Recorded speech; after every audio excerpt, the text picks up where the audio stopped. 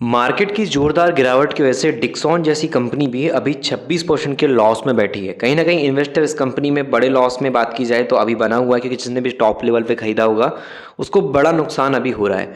तो यहाँ पर मार्केट के अंदर अकेली ऐसी डिक्सॉन कंपनी नहीं है, डिक्सॉन के अलावा भी मल्टीपल ऐसी कंपनीज है जिनके अंदर मार्केट में गिरावट आ रही है और वो 50%, 40%, 60% तक भी टूट गए हैं अभी के वर्तमान प्राइस के अकॉर्डिंग बात करेंगे तो आज की इस वीडियो के अंदर हम बात करने वाले हैं एक ऐसे ही इलेक्ट्रॉनिक सेगमेंट पे काम करने वाली कंपनी के बारे में। जैसे आप डिक्सॉन के अंदर बड़ी गिरावट देख रहे हो, डिक्सॉन के अंदर अगर आप गिरावट देख रहे हो यहाँ पे 25% की, 26% की, तो इससे 2 गुना ज़्यादा गिरावट यहाँ पर इस कंपनी में हो चुकी है। लेकिन कंपनी का सेल्स और कंपनी का प्रॉफिट काफ़ी सही नज़र आता है। इस वजह से हम इस वीडियो के अंदर उस कंपनी को चर्चा में कवर करेंगे।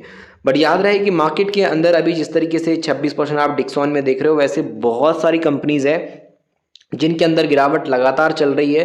तो आपको किसी के भी कहने पे मार्केट में इन्वेस्टमेंट नहीं करना है। अभी के वक्त में आपको पैसे कैसे बचाने हैं मार्केट में, उस पर ध्यान देना है। आपको कौन सी कंपनी सही है, कौन सी कंपनी में समय रहते निकलना चाहिए, लॉस मेकिंग कंपनी है तो वहाँ पे कितना बड़ा खतरा है उसको आपको समझना चाहिए। अगर कोई प्रॉफिटेबल कंपनी है, बहुत अच्छा बिजनेस चला रही है और गिरावट है, तो वहाँ पे कंपनी में क्या मौके बन सकते हैं, कौन सी अपॉर्चुनिटी बन सकती है, वो सारे पॉइंट को आपको समझना पड़ेगा। क्योंकि मार्केट के बेस पे इन्वेस्टर के हिसाब से अगर हम समझेंगे तो कंपनियां बहुत सारी अभी आ गई हैं।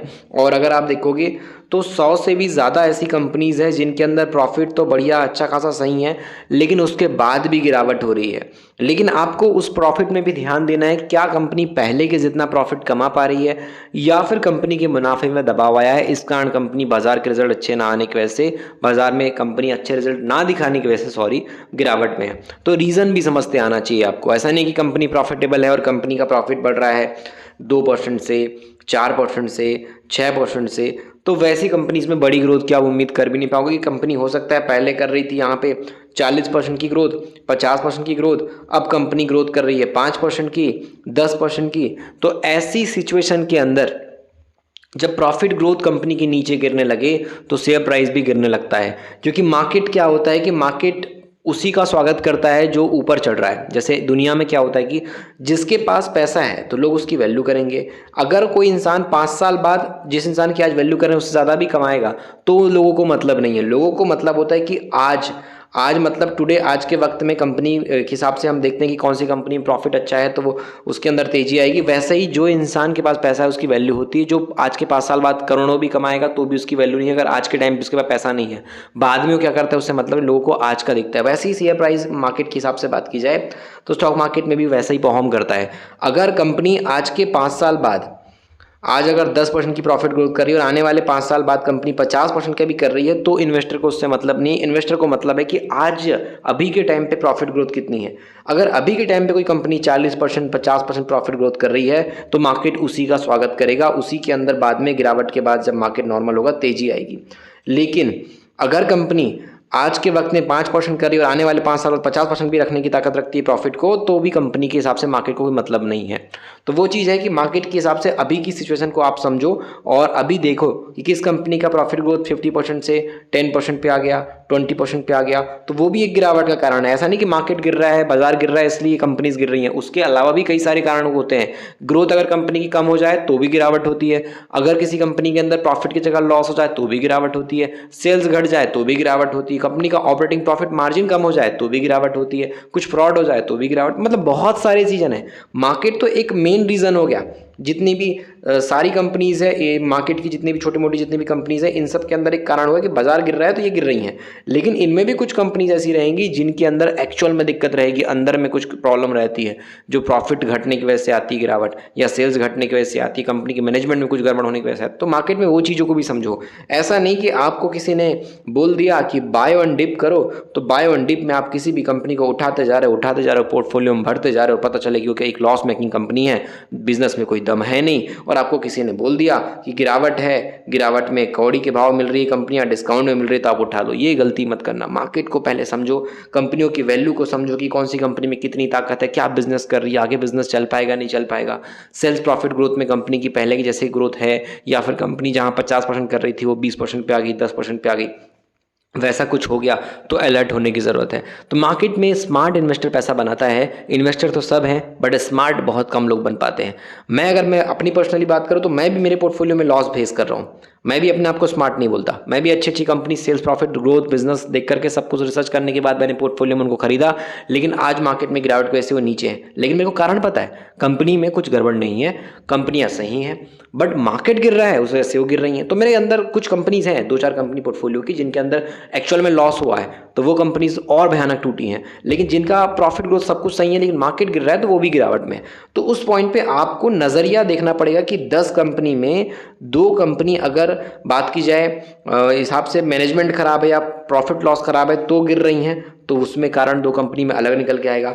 बाकी की 8 कंपनी सब कुछ सही है उसके बाद भी गिर रही हैं तो मार्केट के हिसाब से चल रही हैं वो 8 कंपनीज। लेकिन 2 कंपनी अगर लॉस में कंपनी है उसके बाद भी गिर रही है, मतलब एक्चुअल रीजन की वजह से गिर रही है, और वो गिरावट तो मार्केट का एक बहाना है, कंपनी को आज नहीं तो कल गिरना ही था। तो वो आपको एक रीज़न पता होना चाहिए और ये चीज़ नए लोगों को बताना ज़रूरी होता है। हो सकता है कुछ लोग को बोलेंगे अरे यार ये वीडियो के थ्रू बोर कर रहा है, ये चीज़ काम की थोड़ी है, लेकिन नए लोगों को ये चीज़ भी नहीं पता है, इसलिए आपके लिए काम की नहीं होगी, बट दूसरे इंसान जो नए लोग देख रहे हैं उनके लिए काम की होती है। तो अगर 2 इंसान या 1 इंसान के भी इस चीज़ से कुछ लर्निंग मिलती है तो मेरा जो बताने का मकसद रहा इस वीडियो के अंदर वो सफल हो जाएगा। तो चलिए यहाँ पे बात करते हैं एक ऐसी कंपनी के बारे में जिसके अंदर मार्केट के अंदर 1 साल में पैसा बना था, आप देखो 6706 का प्राइस था और 14,200 के आसपास तेजी आ गई थी। तो आप देखो 2 गुना पैसा इन्वेस्टर का हुआ था डिक्सॉन के अंदर और अभी गिरावट में है। तो उसी के अलावा एक और कंपनी को डिस्कस करेंगे जो अभी गिरावट में है। तो चलिए डिक्सॉन से नज़र हटा के अब उस कंपनी में थोड़ी सी नज़र डालते हैं।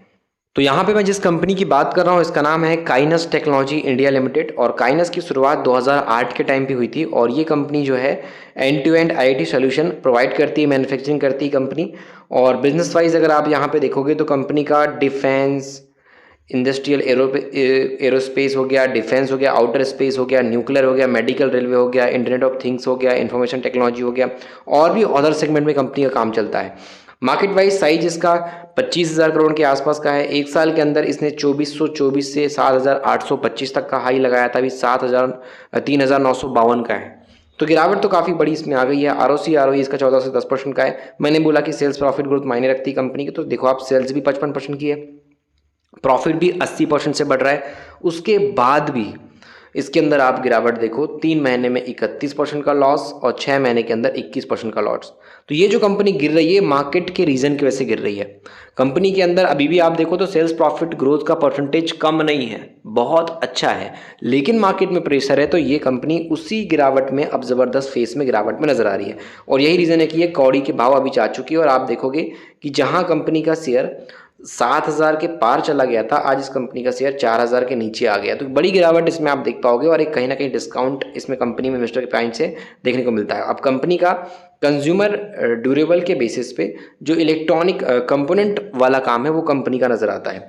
और यहाँ पे आप कंपनी के दिसंबर के रिजल्ट को भी देखोगे तो 1 साल पहले इसने 509 करोड़ की सेल्स की थी, इस बार कंपनी ने 661 करोड़ की सेल्स की है। और नेट प्रॉफिट दिखाया था इसने 1 साल पहले 45 करोड़ का, इस बार कंपनी ने 1 साल बाद दिसंबर में 66 करोड़ का नेट प्रॉफिट दिखाया है।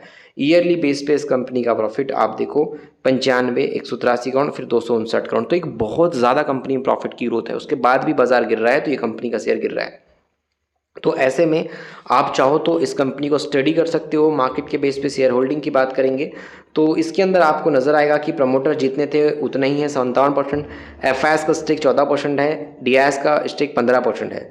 तो ऐसे में काइनस पे आप चाहो तो स्टडी कर सकते हो। मार्केट सीखना है तो आप लर्न कर सकते हो। मिडिल क्लास का स्टॉक मार्केट ई बुक, इस ई बुक की लिंक डिस्क्रिप्शन में, उस लिंक के जरिए आप मार्केट को सीख सकते हो, समझ सकते हो। और खास करके नए हो, मार्केट को समझना है तो डेफिनेटली आपके लिए ई बुक बहुत ज़्यादा काम आने वाली है।